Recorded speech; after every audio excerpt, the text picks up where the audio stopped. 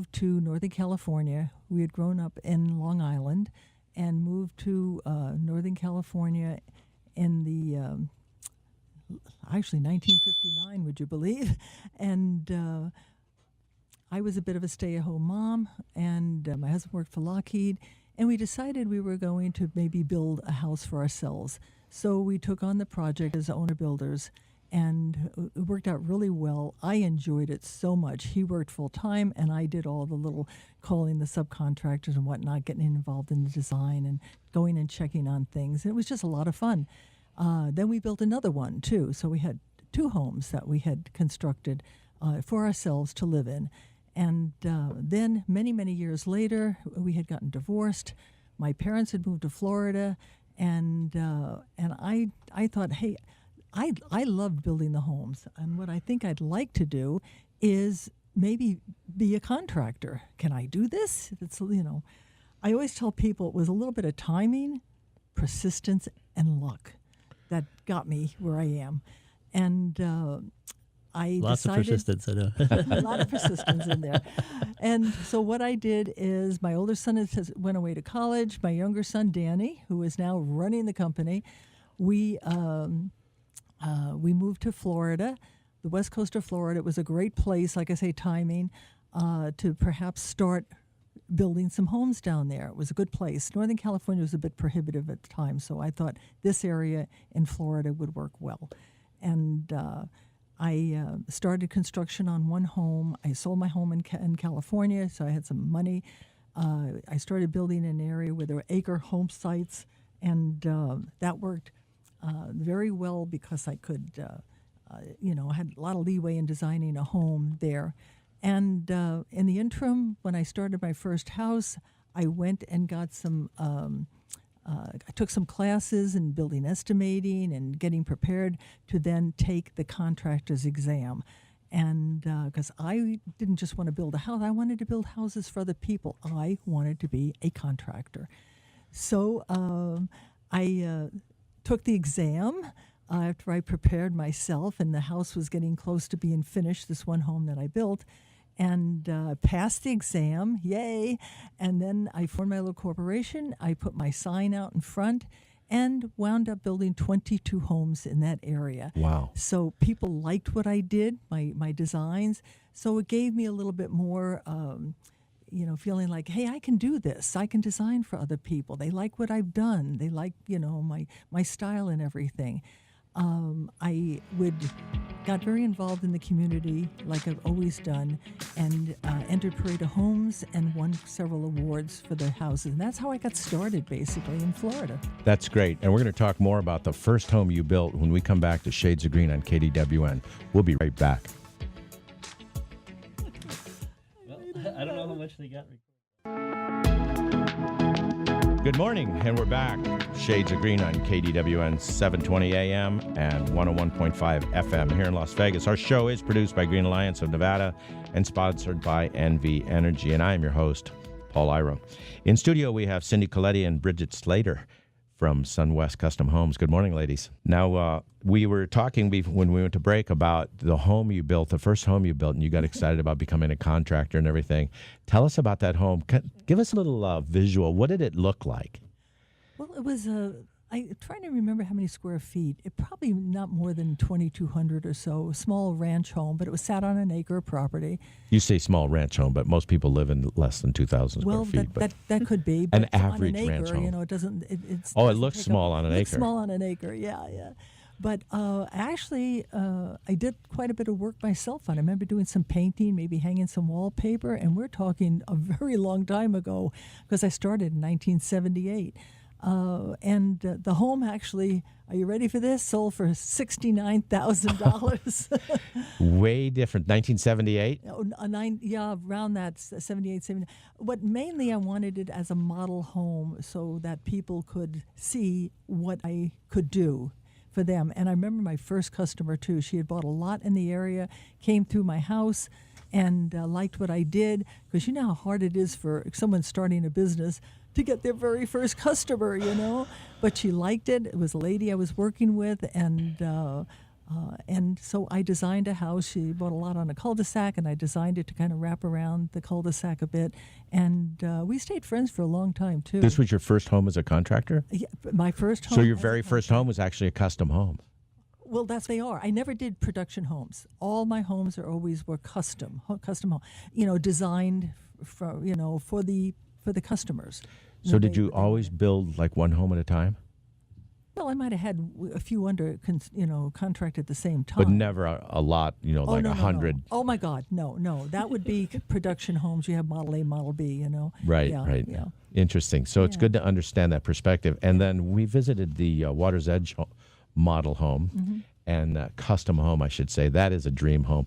And what is the value on that home? Just to give our listeners perspective how far you went. Okay, I believe it is on the market for $8 million, $9 million. Oh boy. Yeah. I don't know. So she went from $67,000 homes to $9 million homes. Yeah, So I know, amazing. quite a ride there. Quite a ride. So Yeah. that's very interesting. Yeah. Good stuff. And I know that you design sustainability and green ideas into your homes and keep them energy efficient as well. And we'll talk some more about that. Have you got any ideas you'd like to pass on that you're doing for that? Actually, that's where Bridgette comes in, because I must remember I retired in 2001, so almost 18 years ago. So I am not involved in the day-to-day activity of whatever of the homes and the design of them now, which I know that we are leaning more and more towards trying to make them energy efficient. I do know that. And your son and grandson are doing a great job in that. Oh, we wonderful. Yeah, visited a my home son, with them. I always tell people I grew my partner. He was amazing. you I go. started building home, when he was about 12 years old. I was very fortunate. Can I continue a little Sure. on that, Rob? Please. That he took an interest in the business. He was my superintendent as we got a little bit older. When he could drive then, he'd go around to the job sites and everything. I did want to mention that when we left Florida in 1982 and moved to Colorado Springs, where we then continued to build in Colorado Springs. And once again, what really aids custom home builders, which unfortunately we don't seem to have here anymore, is Parade of Homes events, because you can showcase a home that you've built, for several weeks artwork, every year, and people come through it, they see what you've done, and it gets your customers for you. That's actually a bit of Americana there. I mean, I Oh, for remember as a sure. kid, that was just something you did on Sundays. Just go to Parade of Homes. Street of Dreams events or Parade Yeah, of Homes, they call exactly. it different things, but it does help. Then in the late 80s, the Colorado Springs, Denver area took a bad downturn, and a lot of people were moving out of the area, and a lot of people were coming to Las Vegas. And so I looked into it and came here, checked it out, and decided, let's do that. Let's go to Las Vegas. So we wrapped up work we had, and always leave with a good, your reputation precedes you, and we have always, maintained a good reputation. We take care of our customers, and so we wrapped up everything we had to do there, and we moved on to Las Vegas. I did then had Danny get the contract, my son get the contractor's license when we moved to Las Vegas. I had it up until then, but I felt he was then going to start taking. It's his turn. Time for him to move on, and we've been here ever since, almost 30 years now. So it's been wonderful. You're doing a great job, and I love Thank your you. homes. Thank they're you. beautiful. So, Bridgette, tell us a little bit about yourself and how you got started with this company. Well, to start, my dad has his own ornamental iron company, and he started doing work with SunWest about 3 or 4 years ago. He started building their automated gates and their staircases, and I was going to school for construction management at the time, and so I was working, for him, and I went to one of the subcontractor meetings that SunWest has every week. I went with him, and he said, you know what, you're going to school for construction management. I can't be in these meetings. You need to be in these meetings. So I started working with SunWest and, still working with my dad, but with SunWest. And I met Carl, the president of construction. We hit it off really well. And I said, hey, if you ever need an assistant, you know where to find me. And about 6 months later, he contacted my dad and said his assistant had given her notice. So I went ahead and worked with him. And so I've been with the company for about 2.5 years now and learning all the time. Yeah, it's nonstop, this kind of world. And what does your day-to-day look like? So I'm the purchasing agent. So I coordinate contracts and I start the estimating and bidding process for not only our homes, but with the subcontractors while building. And for the New American Home specifically, I'm kind of the project coordinator for that project specifically. New American Home. That's a contest going on next year, right? You guys are building a special home for that. Yeah, it's a show home in conjunction with the International Builder Show. So what they do, the concept of it is, the International Builder Show, that's the big show for builders. Every year they have it either in Las Vegas or Florida. And the point is to take the products that are new and on the show floor and put them in a real residential setting. So that's the whole point of the New American Home, is to showcase all the new products that cutting edge products. Yeah. Interesting. Very cool. So give us a visual idea what this new home's going to look like. So our home specifically, I guess I should mention that the New American Home, typically each year, the National Association of Home Builders selects an architect and or a builder to go ahead and build the New American Home. It's usually a different builder and architect each year. So we're doing the 2019 home. So we'll be showcasing in February of 2019. And our home is in Ascaya, and that's in Henderson. And it's one of the very newest communities. It's on a lot, half an acre, and it's the most contemporary, beautiful design we've done yet. Can you talk a little bit about the Ascaya development, too? I think that's pretty unique. Oh, yeah, absolutely. Yeah. We'll do that when we come back to Shades of Green on KDWN. We'll be right back.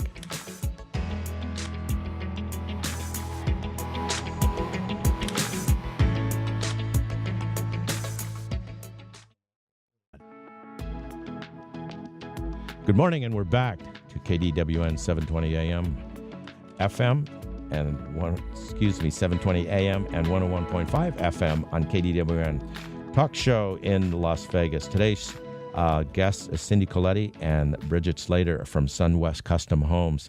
We were talking about the new home you're building for the New American Home coming up next year. Tell us some more about that and how you work from a woman's point of view. That's one of the things that impressed me about your company. There's such a female presence in this company, and it sure shows in your homes, too.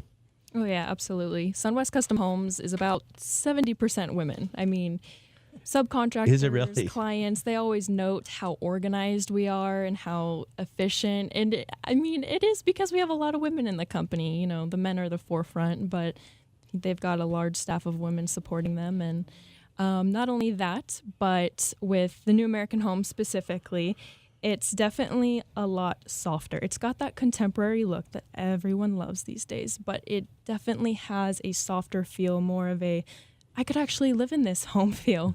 And I know Dan has noted many times, Dan Coletti has noted his mother, Cindy, has given him that, has taught him how to have that touch when designing a home. So, well, it's one of the things I noticed when I was at the Water's Edge a couple of times. I think I was there 3 times. That it has a very modern look to it, but it doesn't have that, and it's crisp, but it doesn't have that hard, sharp edge look that you kind of see in a lot of the modern designs. So you're right. Yeah. I never really thought of it that way, but that's what it is. That's softness. Like I could live here. I It's could not live just there, a even though model it's. home. Having said that, the other one I looked at, I was like, I don't know if I could live in this one, but Water's Edge was definitely a very livable home. Yes. If I was only rich, I could buy that one. It's only $8 million. It's only $8 million. Take a check. Right. So tell us some more about the contest and the home you're building for it. Yeah, it's not really a contest. It's more a showcase home. Oh, is it a to showcase? Show the vendors that are going to be at the International Builder Show. I think. Yeah. So we went to the International Builder Show as a team this year in January 2018. It was in Orlando. And I didn't even get to all the buildings. There's so many vendors there that are trying to showcase their products. So the New American Home, the point is to take the products that are on the show floor and display them in a real residential setting. So all our plumbing fixtures are Kohler. All our lighting fixtures are Progress Lighting. Our appliances are Thermador. People will put in a lot of money to make sure their products get seen. And it's been interesting because as a builder, we usually work with our subcontractors and they handle all the, the supplies. Like we're not super particular about what kind of waterproofing or, what specific insulation is in the walls. But With the New American Home, we've been working directly with suppliers. So Owens Corning has supplied all the insulation in the home. And, we are trying to get to a HERS rating of less than 50. Right. Can you explain HERS, where that came from? Yeah, so the HERS index, the Home Energy Rating System, it's a scoring system, and it's established in the Residential Energy Service Network.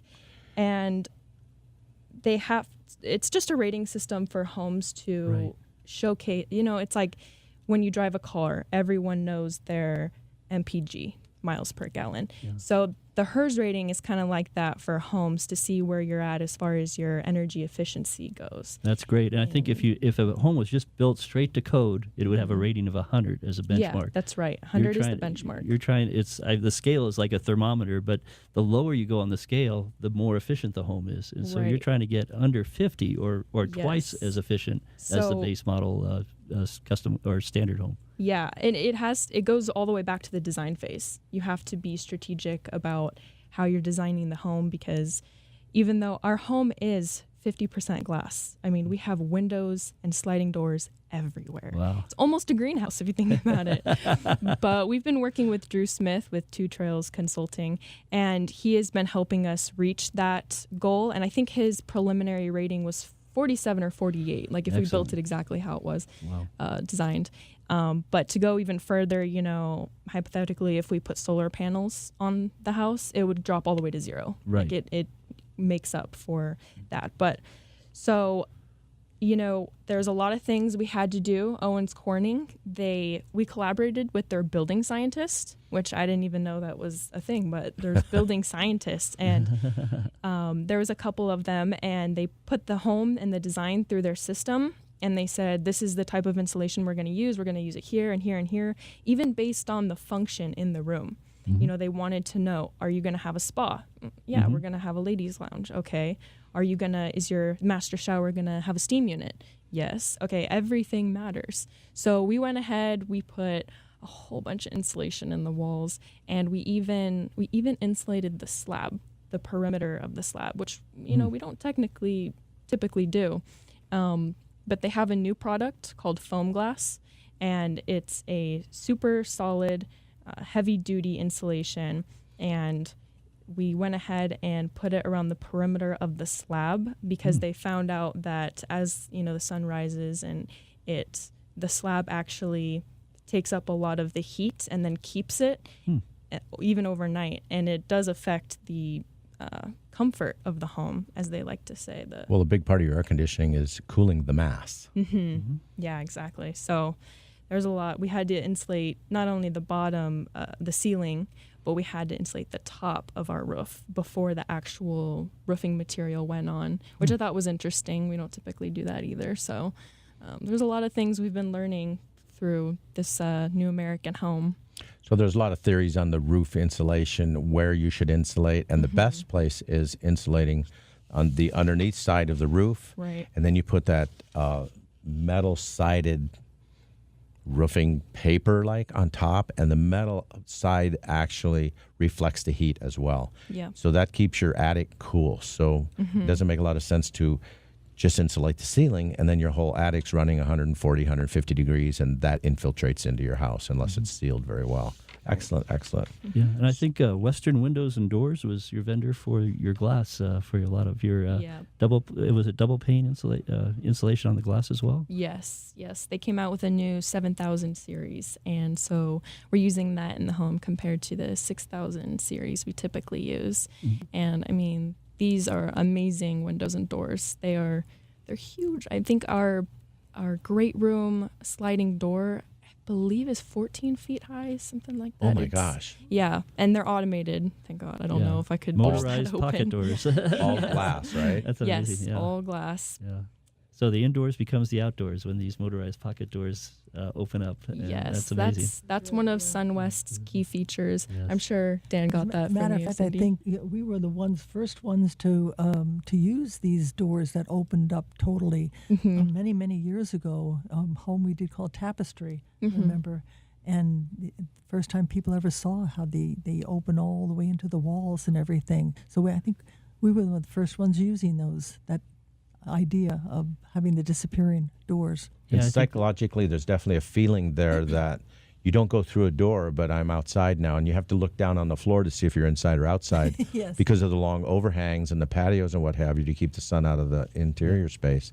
It's a very soft feeling that you walk around the house, and you end up walking inside and outside, just on your way to the kitchen, for example. I thought that was very cool. Yeah. We have the pocketing doors on each side of the great room. So there's a wet bar in the middle, and the doors will slide from the wet bar into the walls on the opposing, the great room walls. And how it works is that we have, on one side, we have fireplaces. We have these new fireplaces. We actually saw them at the International Builders Show in Orlando. And it'll go ahead and slide right through the fireplaces. So it'll look like one long fireplace, but it's actually two separate ones. But again, it's just like you said, just the feeling, the visual. The visual of it. is incredible. Yeah. So we're going to get more into this when we come back to Shades of Green on KDWN. We'll be right back.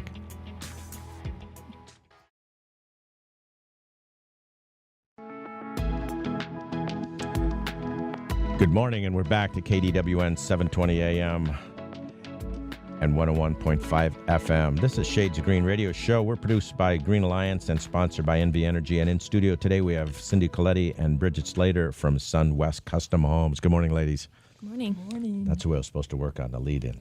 So we're going to talk a little bit more about the upcoming new American home and the home that you're building for it. Tell us a little bit about smart homes. What goes into a smart home? So we have home automation in, I'd say, about 95% of our homes. In the new American home specifically, Crestron came to us and wanted to donate their smart home system because they would like to showcase their products in the home. So we said, okay, and we already had Mitsubishi as our HVAC supplier. So we actually connected the two systems so that you can control your HVAC from wherever on your Crestron app from your phone. And the HVAC system is all electric. It's like tiny mini splits everywhere. Mini split heat pumps, right? Yes, exactly. So that's why it's all electric then. Okay, that makes sense. Yes. And so you'll be able to have your iPad walk around. If you don't want to have the air conditioning or the heating going in one room, you can easily turn it off. They're split into zones, and it's a very, very smart home. Interesting. So, and again, you're building this home in the Ascaya community in Henderson. Tell us where that is and tell us a little bit about that community. So the Ascaya community is on Horizon Ridge and Green Valley area. If you're ever in Henderson, you can just look up to the mountains and you'll see the cuts in the mountains, how I describe it, but they're actually ledges. And it was the largest excavation project from 2000 to 2004 in the nation. I mean, this was a huge project that they went under. And it was done by a Hong Kong family, and then they basically carved out some beautiful terraces in the rock up in the McCullough Range, and it's the highest elevation in the valley for a home.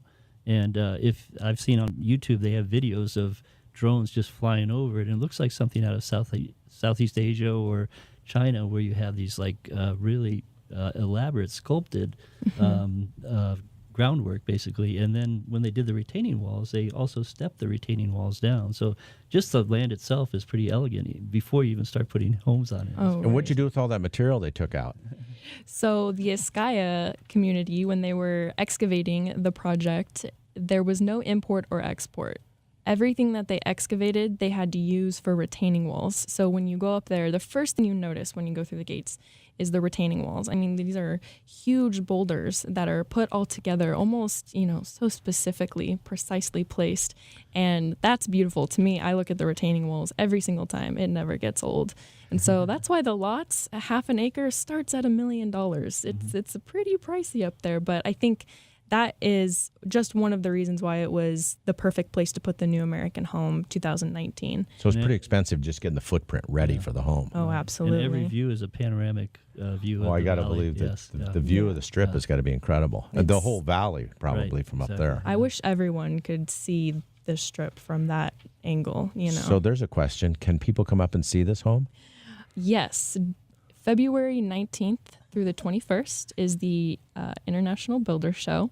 And what's going to be happening is attendees at the convention will have the opportunity to get on a shuttle bus and be bussed up to the home and have I think it's a 60-minute tour.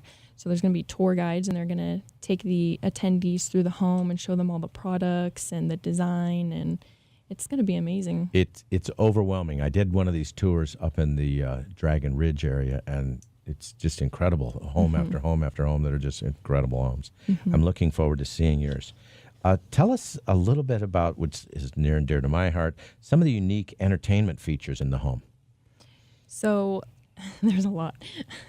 Right when you walk in through the courtyard, you get that indoor-outdoor feel, which a lot of people ignore the courtyard. It's not a huge deal to them, but this one we wanted it to be the indoor-outdoor feel as well. So you walk in, and to your right, you're going to see your garage/man cave. You're going to be able to see your Ferrari parked right there, your motorcycles. And then right next to them, we have a bar and a pool table and a couple TVs. It's a great entertainment area. Well, what's a man cave without a place to drink, right? Right. Well, we'll have a keg. It's going to be a keg in the bar. So Nice. And how that soft touch for the ladies, what do you have? we have, yeah, exactly. So we knew we wanted a area for a spa, and so we dedicated one of the back bedrooms to be a ladies' lounge. It's going to be complete with a wine bar and massage tables, and the shower actually has a massage. Kohler provided some body sprays, and they're up above, so you lay down on the bench and it actually massages you. It's a complete spa, but we I call it wouldn't the mind ladies' trying that lounge. myself Yeah, one day exactly. if I could drag myself out of the man No, cave. you have to stay in the man cave. So not only that, but the great room, it's a great area. We've got a wet bar. There's a lot of unique touches to the house that Dan really put a lot of thought into. The master bedroom, he positioned the bed, which is cantilevered, by the way. It's a cantilevered bed, so it gives it the appearance of that it's floating. And it is positioned so it's when you wake up, the first thing you see is you look out your window, you see the strip. So that's what Dan does, and I'm sure he got that from Cindy, is he walks onto the lots and he designs the home per lot. Right. So the roof line Orientation. actually Yeah. follows the property line. So you'll see a slight curve into it every now and then. It actually follows the property line. Interesting. Yeah. Very nice. And how about the sight and sound entertainment stuff? We are planning on having our great room TV is going to be the 79-inch OLED TV from LG. And it is super, super thin. I don't know if you've ever seen it. Super thin, and we're suspending it on a piece of glass that is, I believe that is 14 feet tall. So, yeah, everything. How high is the ceiling? I don't know, probably 18 feet. Oh my gosh. And so that's just one of the design intents Dan started with from the very beginning. He imagined this LG TV suspended on a piece of glass, and then you can see through the glass, of course, and then we have some paneling behind there in the master bedroom hallway. So there's a lot of things going on in the home. Everyone's going to have something Sounds to look incredible. Lots of wow factors, right? at. Wow factor. So, Cindy, tell us. I mean, it's one thing you've gone from $69,000 homes to $9 million homes. What should a person do when they're wanting to buy a home? How should they get started?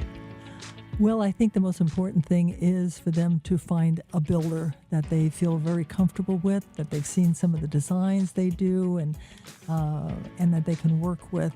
And there's a lot of different ways of checking into them, that if they're reliable, even talk to some of their customers that you see walking the lots, and, oh, is this company building for you? And find out a little bit more about it. So that's the best way. I do want to say that Bridgette is incredibly addition to our company, along with many of the other people that work for us. But we are so pleased to have, what a team we have. And it just blows me away to think I started this thing about 40 years ago, and look at how it's grown. Well, thanks for Thank coming in you. and joining us today. And we're going to be back next week on Shades of Green on KDWN. Tune in next week. We'll see you then. And keep it green out there.